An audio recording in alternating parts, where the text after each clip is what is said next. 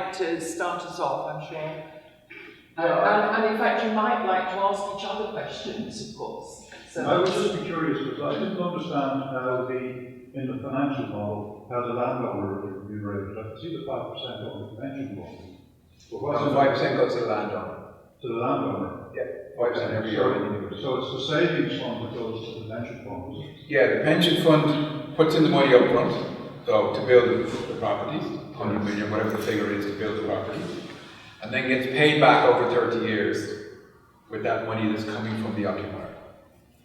Okay. And they will make an interest rate. At the moment, we've got people interested to give us the money at 3% for 30 years. Yeah. Okay. Typically, you say in the case of the housing farming scheme, how much annually would people be paying to the landowner? So it's, roughly speaking, of the figure, like if you take the total figure they were paying every month, about a third goes into the upkeep of the property in the area and the site value, and about 2/3 goes to buy their property. And what would the amount be, or is that? So I think in that case it was about 1,200 a month, so roughly 800 a month is going in to buy their property. Actually, the way it worked out is it takes them 30 years to buy their property. I suppose what I'm asking really is, let's call it ground rent. Yeah. Per annum, how much would somebody be paying? That's roughly a third of their total is going to ground rent, service upkeep, and interest. So the ground rent is 5%. So the ground rent underlying is 5%, so it's going to be 5% of the total. So that's 5% of. So what was the figure? 1,200. So it's going to be 60 quid. Okay. Thanks. I have a question. What density and height is needed to make that standard? It was mixed. It actually doesn't need very high densities. And unfortunately, because of the laws you were talking about, you cannot do it on houses because houses can't be sold with an underlying that don't own the land due to the law brought out in the 70s. So you have to do it in the yeah, this is a question. But when you look at it, it's easier to sell your ground rent than to create one, you know what I mean? So that's why it's hard to get over that. But it wouldn't be difficult to change the ground rent. But it does not have to have very high densities to make for the model to work. So to work at 3 and 4 stories, 2, 3, 4 stories, 3 stories, 4 stories. James, you've done Hanover Key will be reasonable by density. Yes, it's 100. It's over 100 dwellings to the acre, plus the number of Per acre? Per acre. So it's 100 per acre in the same story. It's up to 100 stories. Some of it's lower, obviously. So why the prejudice against high densities? You can do it in 3 or 4 stories. No, I agree. I mean, I think the fact is you can build up to 120 to the hectare. So let's say, 60 to the around 60 to the acre in 4 stories, maybe 30. there's Deirdre in the back. Deirdre, yeah. No,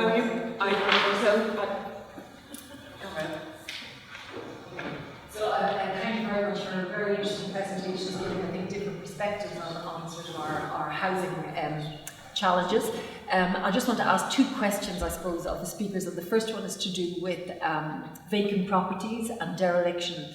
So I was watching Duncan Stewart's Eco-Eye during the week, and I noticed that he was in a number of rural towns, and there was extensive, vacant properties in the centre of these towns that were not being used, that were not being, renovated and so on. And it does raise the question, and I think looking after the sort of COVID pandemic and so on, even around city centre Dublin, lots of vacant properties.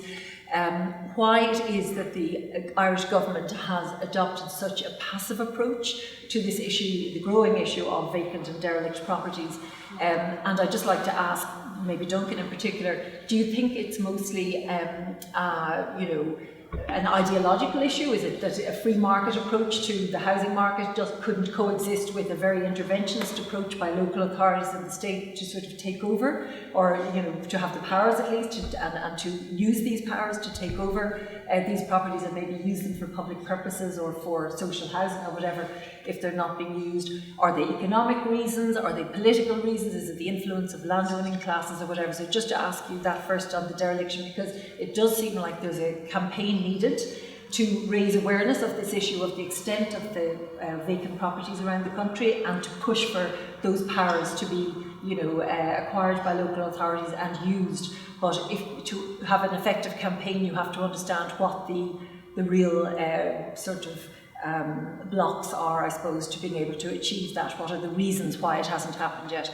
The second question is a broader question. I'll target it at Emer, maybe, and it's to do with, can we really talk about the problems in our housing market without talking about the difficulties and the need to transform our wider economic model? So would it be enough? I mean, the very fact that our housing problems seem to mirror the sort of boom-bust cycle of the capitalist economic model, the fact that we had a glut of ghost estates and so on in the country after the boom, the Celtic Tiger boom. Now we're building on absolutely anything, any green open spaces in order with filling it or promoting infill development in an attempt to try and bring up our housing or to reach our housing targets. So is it enough to just talk about even very important policy reforms like the land value or the site value tax and community land trusts, or do we need to talk more broadly when we're talking about our housing problems about the need for economic transformation, and what would some of the changes that we would or should bring about, what would they be? And asking Eber specifically that because of your vast background. All right, who'd like to pick that up first? I have a question. I'll start with the first part of that, because the second part is the more relevant, the bigger issue. But the issue of vacancy is all over the country, first of all, in all of our towns, in all of our cities, and especially above the first floor level. Vacancy levels across the country just shockingly bad.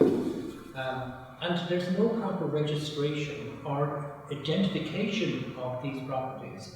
I mean, the registers in cities at the moment are a fraction, a small fraction of the actual amount of properties lying vacant for say 5, 10, 20 years around, And as these buildings, are vacant, they go into dereliction very quickly, lack maintenance, etc. But if we take the problem of, what's the cause, it's a multiple of factors, There's a lot of people just holding on to property that they have an emotional attachment to, but they got elderly, or they think that they can sit on it because it will eventually go up in value, and it will continue going up in value as a site possibly, and that they're sitting on a kind of a nest egg of a profit, whenever the time comes or whatever. But a lot of the problem too is that there's too much incentive for development on virgin sites, on greenfield sites. So developers are all the time looking to the simple, easy fix, so greenfield on the outskirts is much easier. And of course it's much less sustainable to build in these spread out, sprawling areas. And they shy away from conservation areas or areas where there's historic buildings. They tend to kind of see them as a problem. And there's very little incentive for owners of properties to do anything, and no incentive to in fact encourage them to sell the property.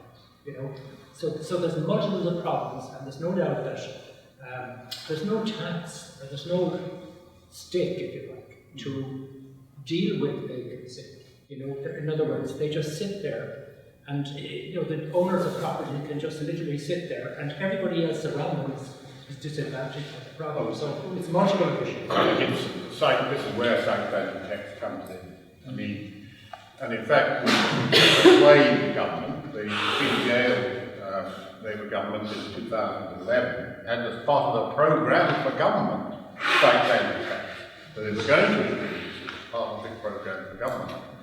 But problem was that they were getting the revenue commissioners to collect the tax, and the revenue commissioners said, I'm sorry, but landowners, you know, people with property don't know the value of the land. They know the value of the whole property, but they don't know the value of the land. And therefore they said, no, we'll introduce a property tax, which is a negative tax. It discourages people from developing their properties, in fact, because they have to pay more tax if they improve their properties. So it's complete nonsense. Now, I mean, I had got as far as persuading Owen Murphy, the minister concerned, to adopt that and to try and get it before, and he got it before Cabinet as late as 2019, so they were still talking about it. But they didn't, but they still didn't do it. He told me that, in fact, told a number of us that they were saying they were too busy dealing with other problems and they hadn't time to address it. So that was the basic problem. So it's it's been that area. Now the other thing was about the administration. But what we were saying is the proposal should be that you tax both commercial property and rates, and then you move on to the residential property. That's what they do in Denmark. In Denmark, in 1 year, they re-examine and upgrade the pricing on for the commercial property, and the next year they do the residential. But also, of course, there's a large staff in the local authorities who are valuing for the rates. And that's a very complicated process. A lot of buildings are divided into different uses and other problems. So, but anyway, there's more than enough staff to do it. So the whole thing has been very frustrating because it's the thing that's going to make the biggest impact in improving and reducing the cost of housing. Obviously, the model we have too is an important one. But you could therefore see if we brought in site value tax and we had the same model we're working on, it would produce results of at least 50% reduction in the cost of housing. Yeah, let Nima want to The interesting thing is that when we were doing this work on site value tax way back, Roland Lyons, who's now shipping to the other side, who's now promoting high density rental only property investment, etc. He is a site taxer, and when he was younger then, at any rate, he took a small contract down to see how difficult it would be to do a site valuation of housing property. He was working for that, using their figures for rental and purchase. And as he says, using that and residual regressions, yes, he could work out the site valuation for the whole of Dublin in the space of 3 months. Okay. So if you wanted to do it for commercial rents, where you have far more information and telling you know the rent passing, etc., you could do it in 6 months, I'm sure. And the thing about having a site value tax and not a site only on vacant property, or not a tax on vacant property, another tax on sites, etc., and the existing site tax they were talking about, you could offset it if you were borrowed against it. How stupid are you guys? You just go and borrow against it, they're all borrowed anyway. So you need a flat, inescapable, comprehensive tax on the owner, not the tenant. It's a big change. So this means that, back to the pandemic, there is an adjustment in the value of many commercial units now. Maybe the inner city isn't as valuable as it was for offices. Maybe the suburban villages are actually of higher value, as people value their local neighbourhood and so on. So there was a moratorium on rates. So if you were to bring the site value tax on the owners of the land, it's off the tenants. Now the tenant and the owner often is the same person, but many times they're not. You have revaluations evaluations every 5 years under normal landlords and tenant on commercial, which is much more strict and organised than residential, say. So up to 5 years then, the landlord will get that money back, but only insofar as the market allows it. So the market will tell you what the new relative open market rents are. There is use to the market here.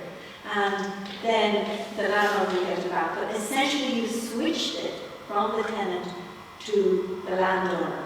And I would say not only should it be extended on to vacant sites and derelict buildings, all zone land, so we don't have to over-zone every time to so-called create market land, which means that our infrastructure is badly sited, you're not sure what's going to happen, it's too late, you know what I mean? You haven't got sites necessarily ready for development because the planners don't know where it's actually going to happen because they're over-zoned.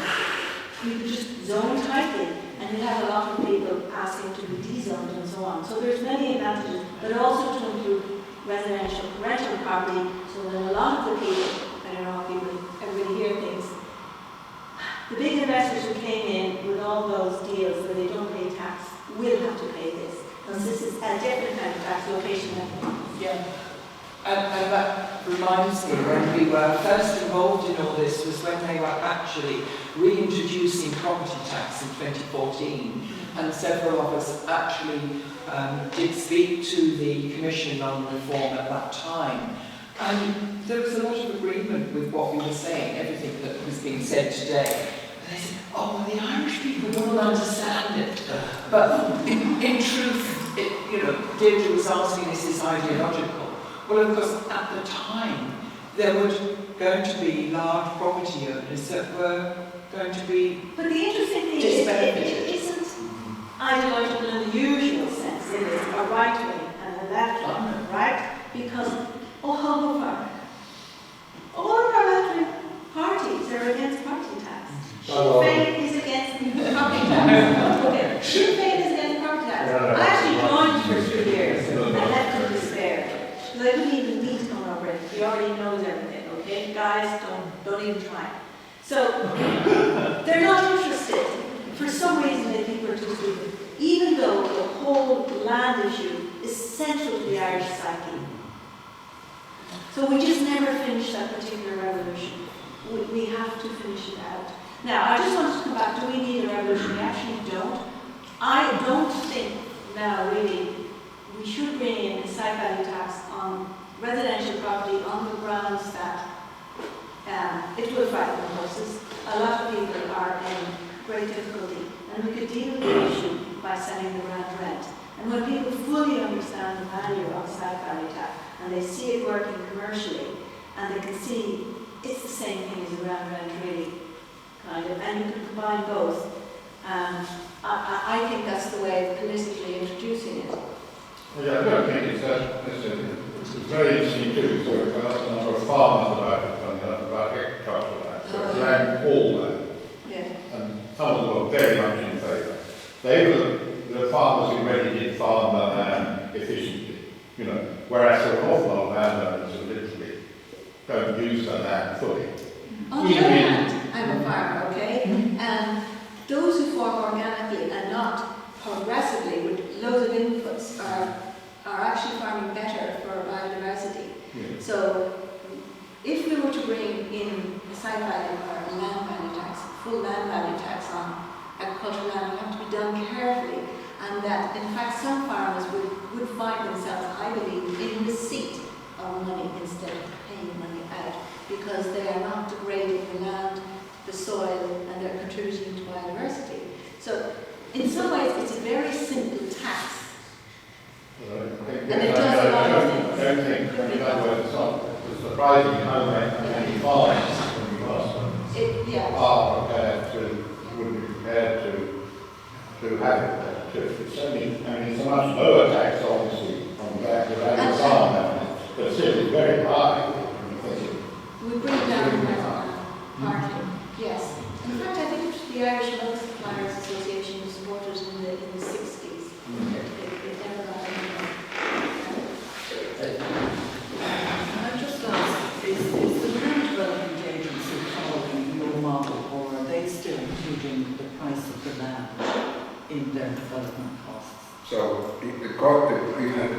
position. They're interested in all models, they say, and they can have a number of presentations.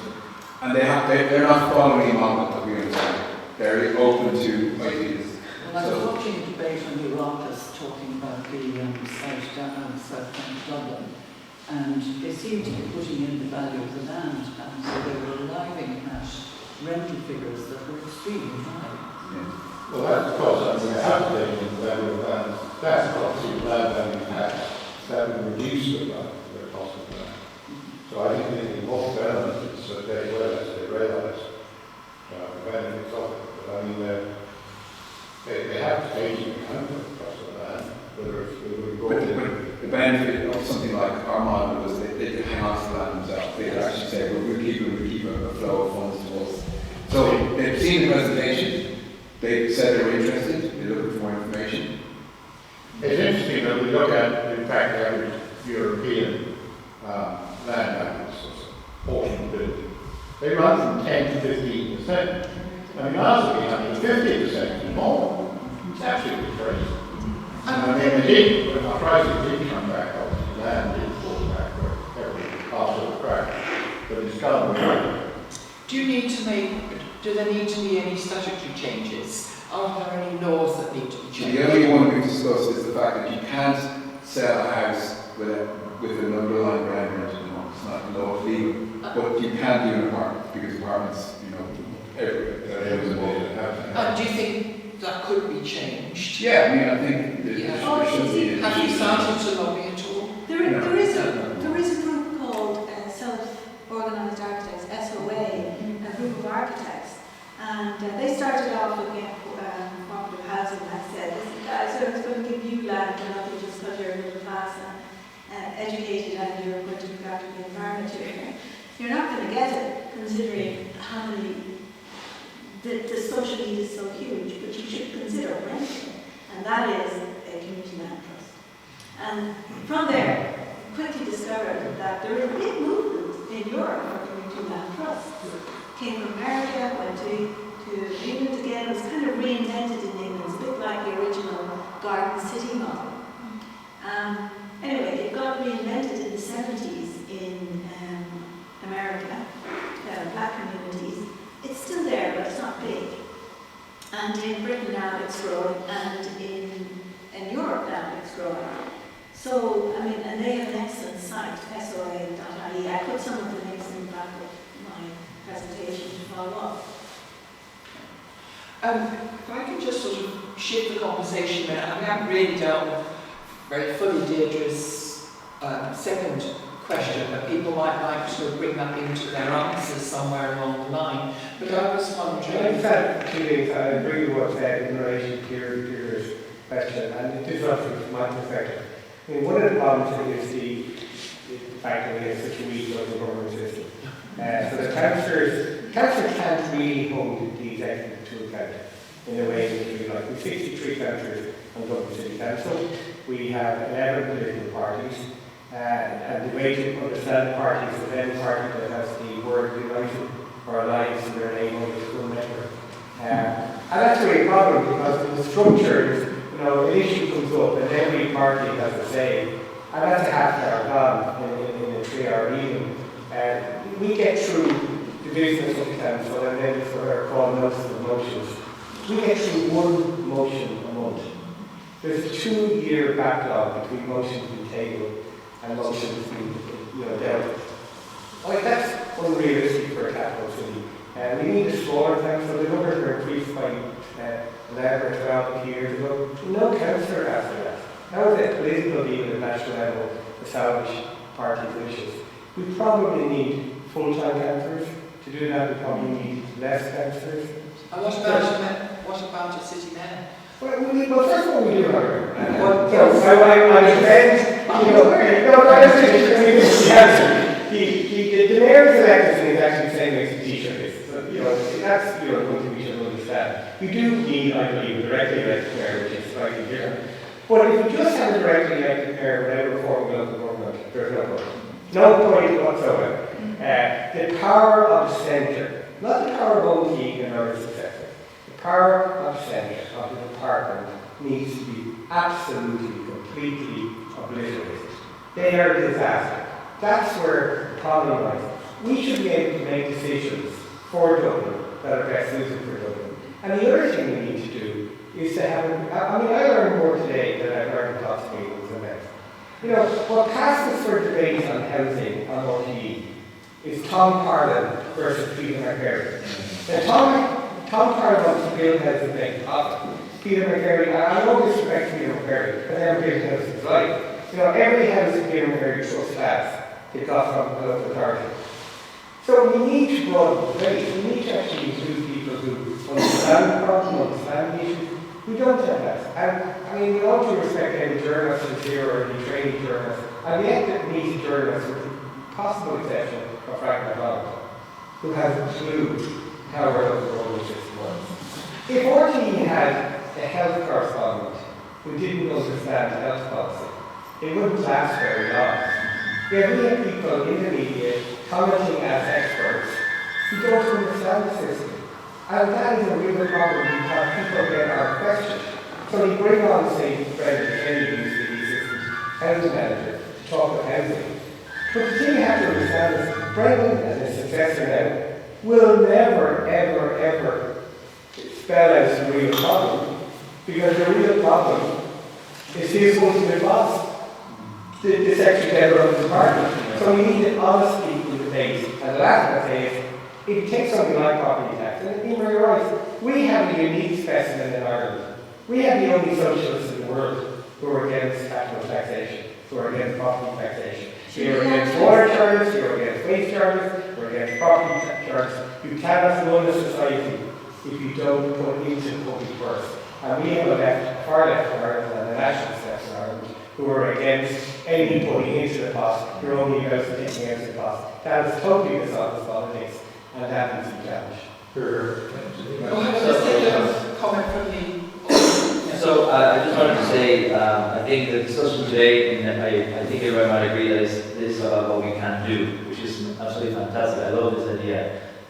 So vacancies to be tackled. Myself and my partner both architects have very small practice. We're really working on another shop, 2 apartments, and a shop at ground floor. So that's like, you know, it's starting and slowly and it's painful, but we're getting there.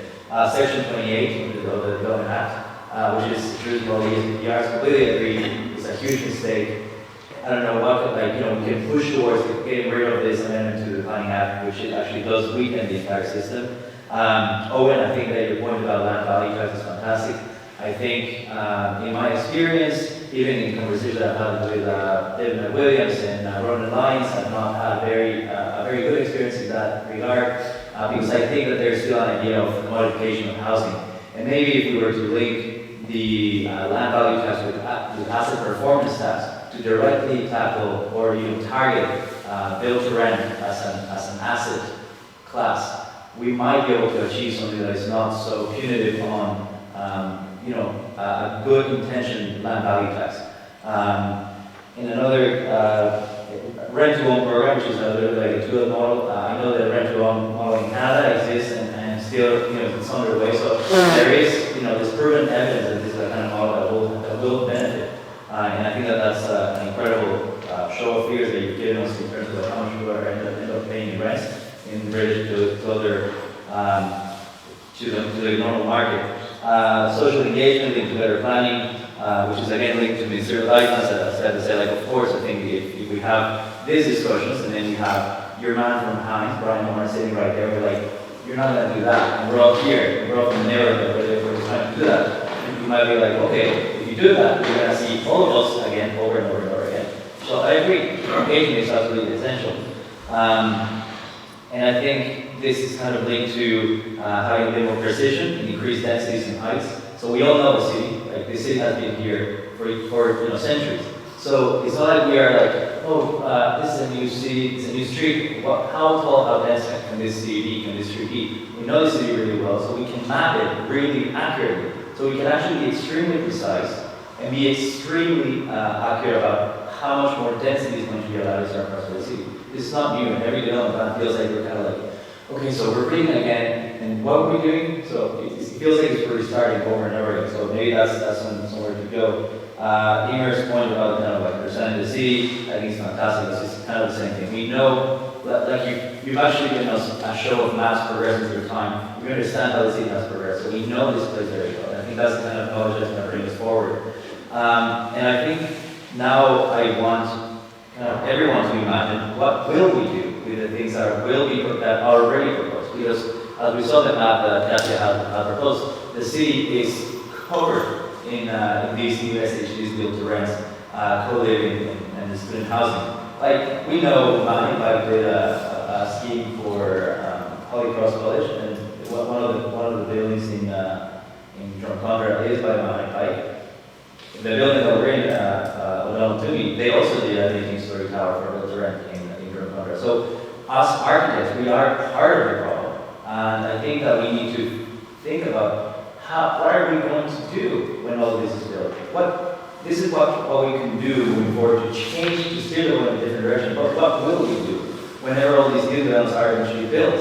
Whenever the obsolescence of the design of these built-to-rent schemes and the financial models that make these models something that struck me that you said that there's a reduced competitiveness for firms, increasing intermediate costs, less new firms, less dynamism in the economy, diverse and entrepreneurial activity towards the financial and real estate sector. Like, we are a small company. We can't hire anybody new because the salaries that we can propose are insufficient for the real life in Dublin. So what will we do when all of this is in our cities? Can I just add to this? The reason I'm a background and an architect, and I really think that architects are deliberately kept dumb on the aspects of economics, urban economics. In fact, you'll even celebrate the fact that I was in college, I was in the same year and so on, and I taught briefly in the School of Architecture. And I bring in financial issues because they're related to social issues, and nobody was interested. And the object was to get A paper, and it was regarded as somehow diluting your interest in architecture if you took an interest in all of the forces that led to the actual forming, what you can build, what gets built. And it's all con really, and architects are not allowed to compete against their clients. This is another thing, you see. So, just to come back to it, on a site value tax, if a site value tax brought in, and this is a different tax, it would be a local tax. So whatever deal they did with the various investors for building these towers, etc., with these smaller tiny flats, I think it's outside of that. This is completely new, in which case they would have to pay the increased value back to the state of that density of the tax. The reason why they didn't want to do it would disappear, because you would be extracting that value back. So the permission gives the site value. And so pretty soon they discover, a lot of the ones that aren't yet built, they discover they're not economic. Shocking. And I mean, that's an issue. I just want to make my discussion just to the idea of what the architect of the relationship there. I think it is broken, and I think the issue of the ministerial guidelines and also some of the guidelines in the development plan in relation to the architecture and the design, it's exceptionally vague and it's very hard to quantify on all counts. So like, what is good design, what does look well? So I think there's a concept in the UK, when I worked in the UK, there was a really good thing called a design review panel, which was part of the local authority remit, but it comprised of architects who, it was like a pre-planning consultation where the developer submitted the scheme and it was discussed in a sort of friendly enough manner. And the group, the design review panel, gave an assessment on the quality of the design, which removed the onus on the local authority, who are primarily not trained architects. The planners in the local authority, they're there to assess the density and the height, but not necessarily like how beautiful something is or how well it is in the city.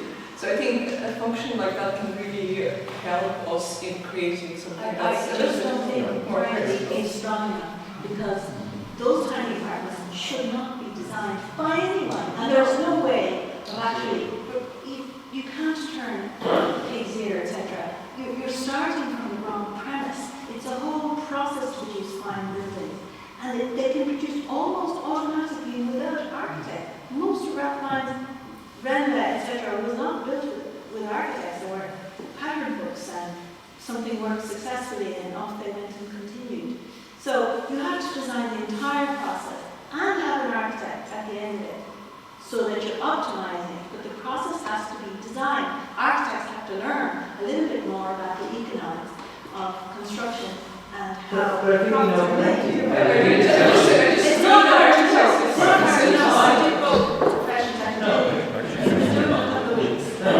We advise clients about the viability of development. It's not like we are completely different. I think it's actually, not with respect, but some prominent economists are out there painting it like, no. All of you architects and people within this, just shut up, because I have the answers. All you need to do is supply. That's what we're seeing today. It's actually the voices at the top who are saying, all of you architects and all of you developers and all of you sociologists, people who actually spend their professional lives reading and understanding and making the city work and building for people, making them profit as well. We are being undermined, and I think that's a huge problem. We are all friends here, and I think that's fantastic. And we need to look at what we'll be doing to face this challenge. It's coming. It's all coming. It's all going to be built. I think we do need to review. I've been involved in a number of reviews, and I actually got one set up to set up a couple. But it's, I think it's key. But I do want to return to the whole matter of the centralisation of government. I mean, in fact, think of the tools like this. In Ireland, the amount of overall national tax collection that goes to the local authorities is under 10%. Well, you said 9. But anyway, the average in Europe is just over 40, and in Denmark it's about 60%. So in fact, it's the local authorities, and I mean the larger, so I think we need a new structure. And can I come in on that? Because I'm very conscious of the fact that Europe, across Europe, there are a lot of incredibly good structures for these, and I'm sure, for example, land tax or even land value, ownership of land, and tenancy, if you like, landlord tenancy structures too. Are we learning enough about what's going on in Central Europe? Yeah. I mean, there must be good models that we can build on, because I kind of feel we're in this little island, and we seem to be following Britain for years, and slavishly following Britain. But across Europe, there's some really good things going on. I think this is one. I mean, the whole structure is a regional structure for us, right? We have sort of regional authorities, but they were cobbled together as a general idea, partly in the border region, which was such low income that it would get a lot of aid from the EU.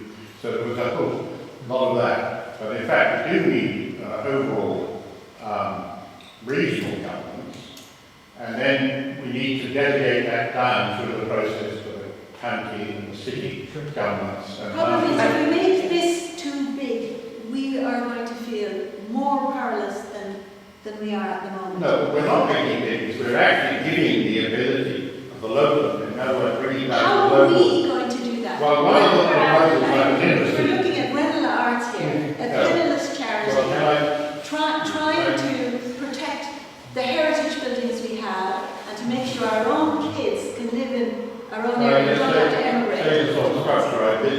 Yeah. I think it was a very good article in the Times here recently.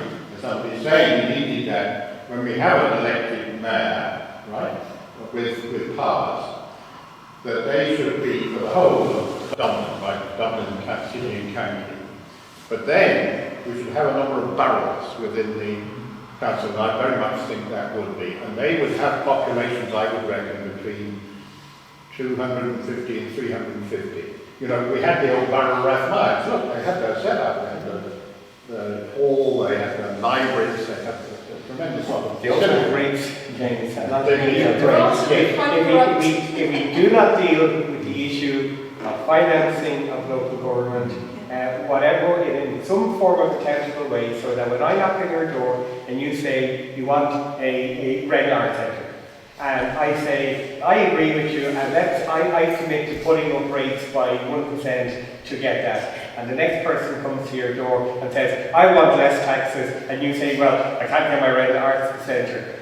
until decisions are related to finance raising and that politicians are held accountable in that manner, we cannot get proper decision making. Well, we have, I won't name him for a reason. There is a councillor who is never off television talking about homelessness. And yet that exact same councillor, every single year for the last 15 to 20 years, has voted against additional money being allocated to deal with homelessness.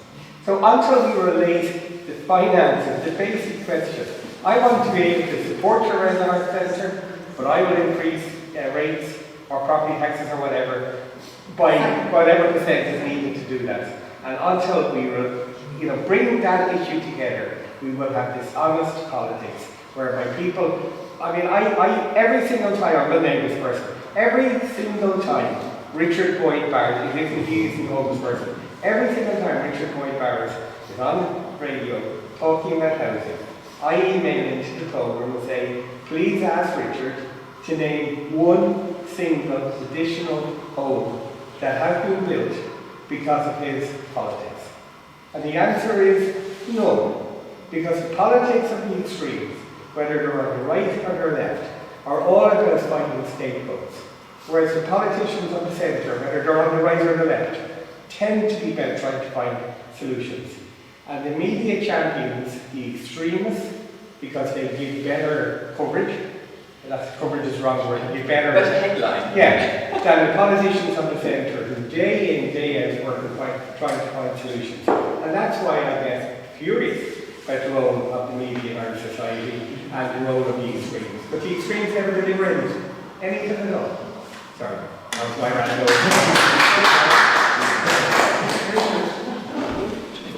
Did you want to comment? Yeah, just one thing. I don't think it's left and right and centre. It's creative and non-creative, essentially.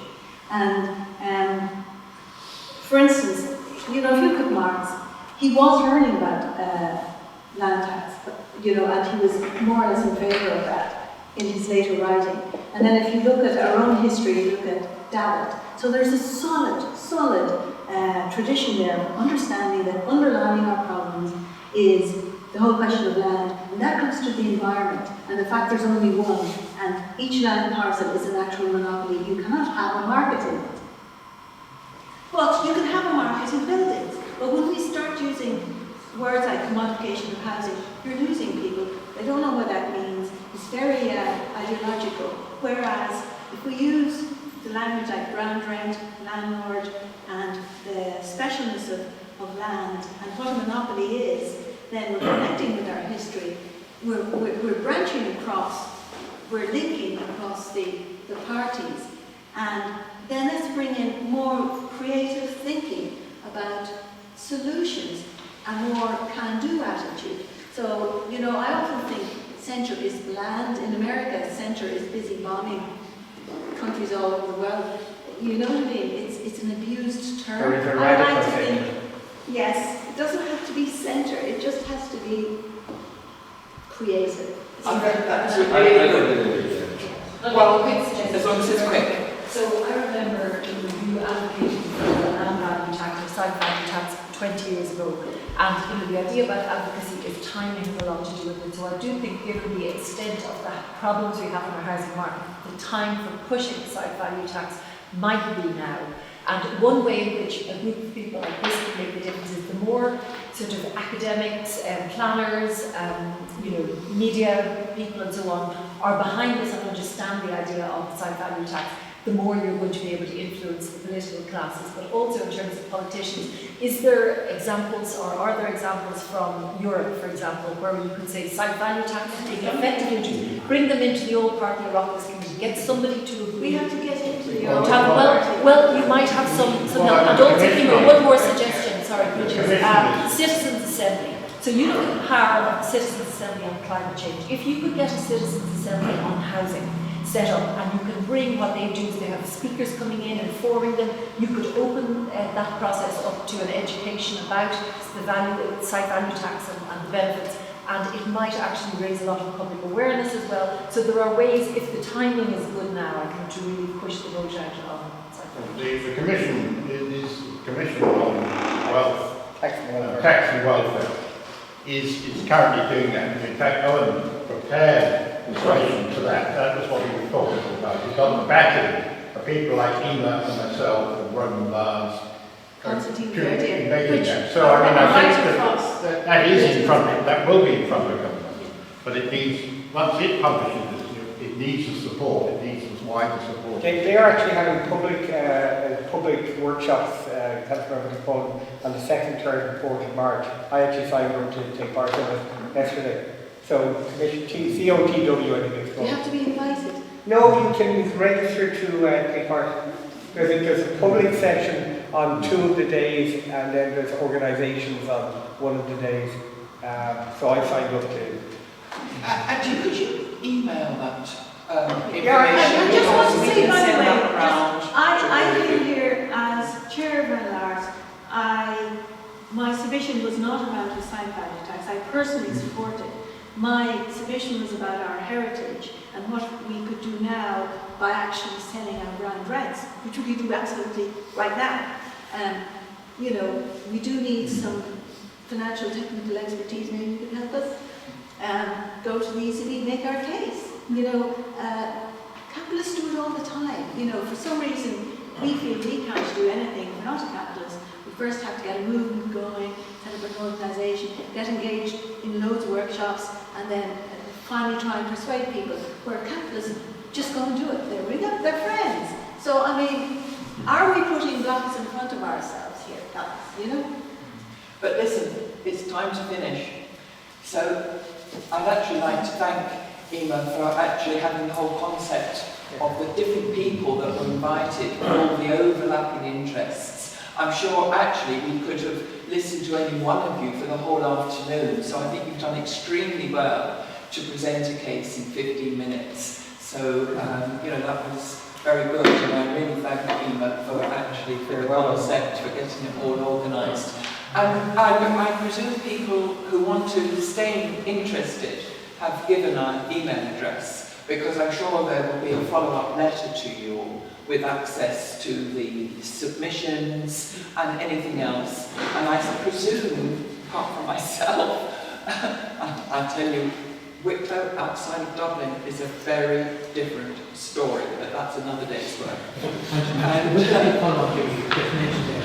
Will there be a follow-up? Well, that's what I'm saying. We can tell you I about learned an awful lot of this, I have to say. I don't have the knowledge that you experts have. We can make sure and that I am in the media, but I would need kind of very kind of coherent focus on solution and examples of where countries are doing it. Yeah. That I could well, show. We've got the something. Fair Tax book, which was written in 2014, which does include stories of other countries, etc. It's very comprehensive. The Fair Tax book, which we did in 2014, is very comprehensive. There's only a handful of copies left, but if you haven't seen them, make sure you get them. So, I think we have to say goodbye. Did anybody really desperately need to say one more thing? Yeah, all right. do